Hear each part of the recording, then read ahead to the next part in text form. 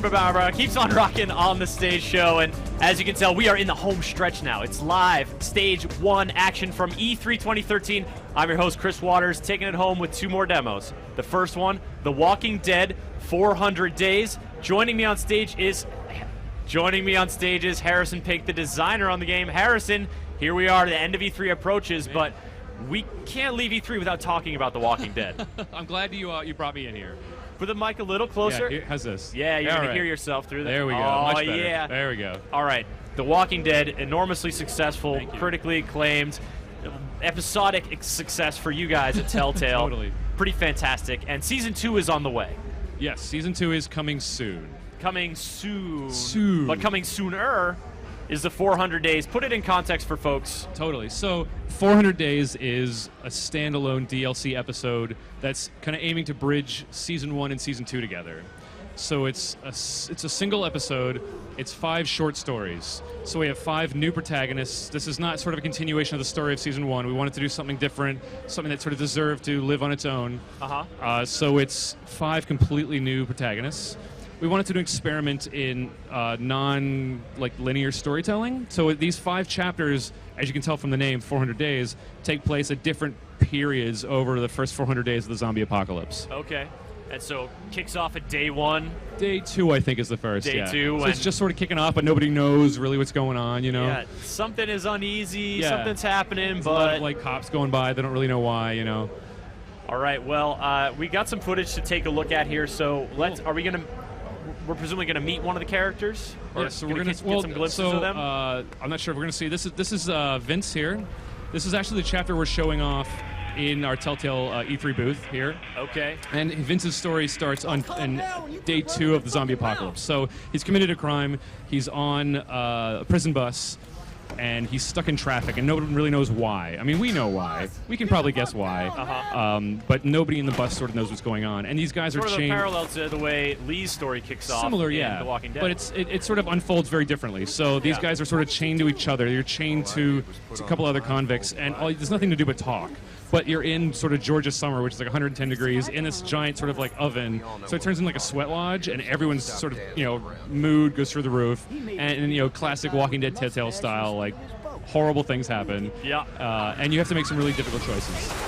Difficult choices, horrible things happen. That's you guys' bread and butter, but also it's, throughout the whole Season 1 was this emotional bond between Lee and Clementine. Yeah. In this sort of episodic... we're at day 41 Wyatt. This is sort of a different situation. You guys aren't telling a long-form story here. So what is the new format these short stories free you up to do? What did you find really engaging about this format? So what we think is really interesting about the Walking Dead universe is that it brings people together that might never ever meet or cross paths or sort of leave marks for each other to find. Yep. A lot of the story takes place sort of centered around this truck stop, this physical location, and we almost tell a story of this location throughout 400 days. So you can sort of see it day 2, it's still sort of nice, people are kind of gassing up. Then as it goes further and further into zombie apocalypse, it might get sort of reinforced as people start moving in and like trying to live their lives there. Maybe that sort of falls apart. So you see the sort of like changes in this environment as it goes along. And these characters will definitely sort of like weave in and out of each other's stories in interesting ways. So I should mention, you can play these chapters in any order you want.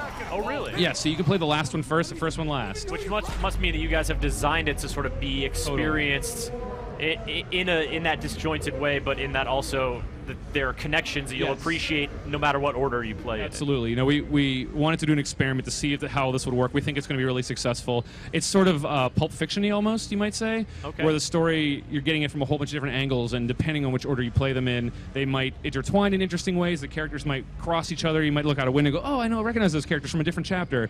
Or you might say, oh, now that's why that happened. I saw from the other side of it, or you leave a mark on the world, and someone might cross past it, and you go, oh, that's why that looks like that. Mm-hmm. So, oh man, that image you painted of looking out and seeing, oh, I recognize those characters, just made me think you guys are totally going to make us like kill ourselves, aren't you? Like I can't say. I don't want to spoil of course, anything. no way. That would be a massive spoiler. But that seems like the There are kind of thing you definitely- would do. Well, in each episode of the first season of The Walking Dead, we try to have the sort of stat screen at the end, and you have those like 5 big choices. Yep. And you have 5 big choices, and somehow 5 chapters. So we got like a big choice per chapter, maybe.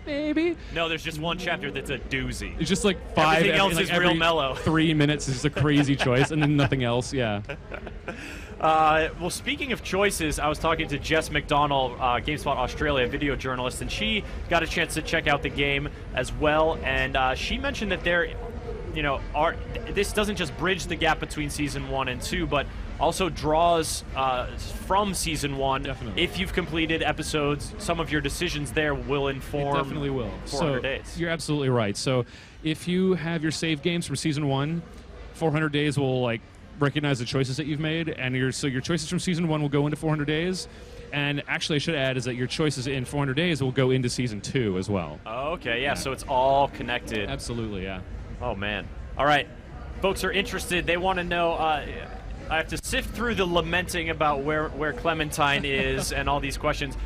Bureau Island wondering if it will make him cry like the original season did. I really hope so.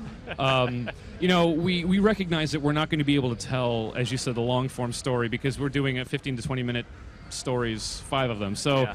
we just want to give you really interesting and difficult choices in the moment. We really want to make sure those choices are really interesting in the moment.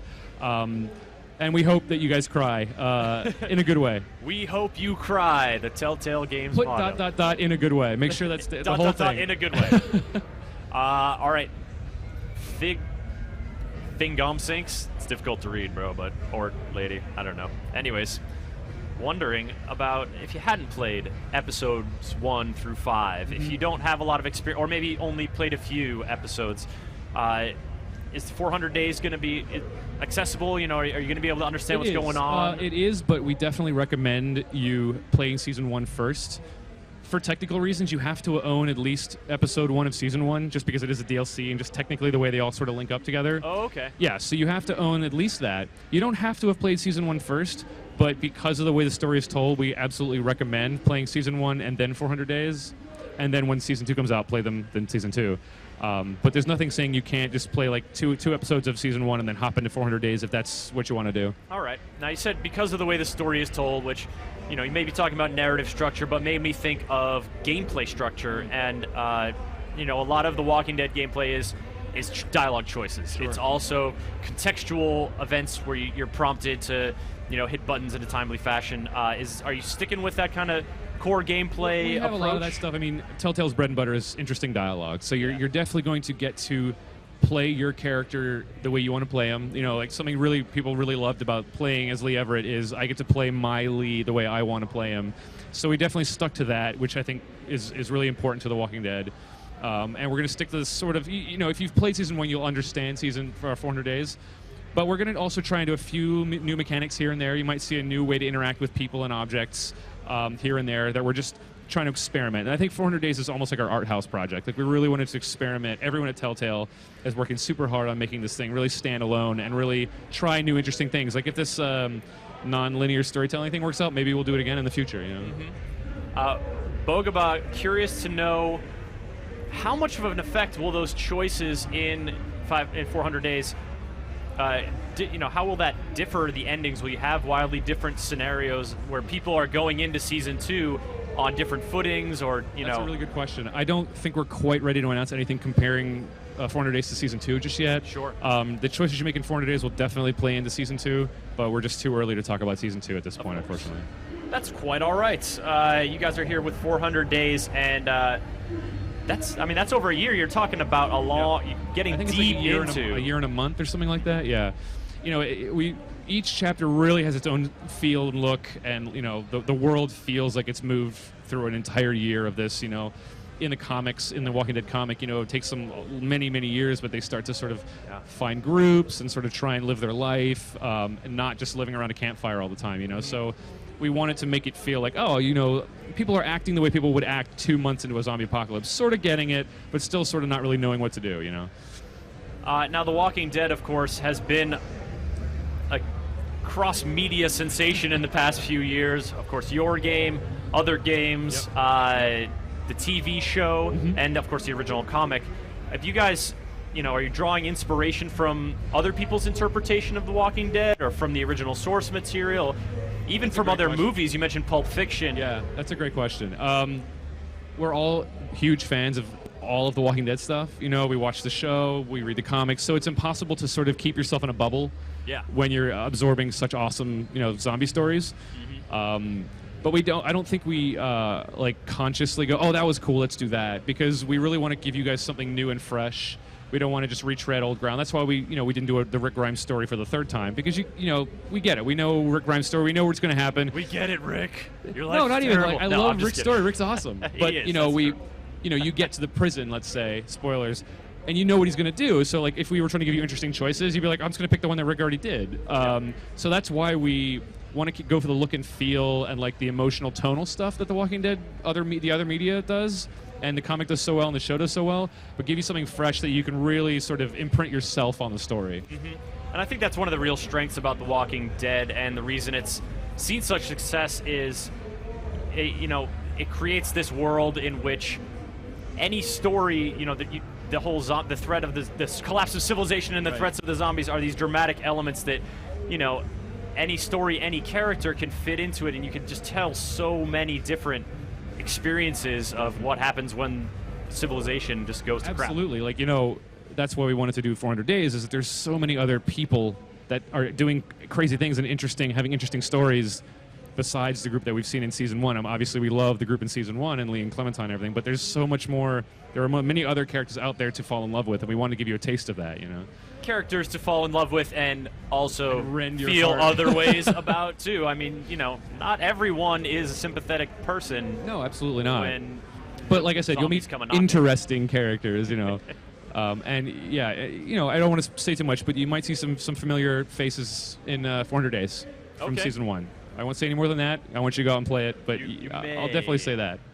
Yep, I think, and you just unleashed another. We'll probably have unleashed another chorus of Clementine from the folks online. Official telltale shrug, I guess. You got that down. Do you guys like pre-E3 workshop that? They worked me through it. Yeah.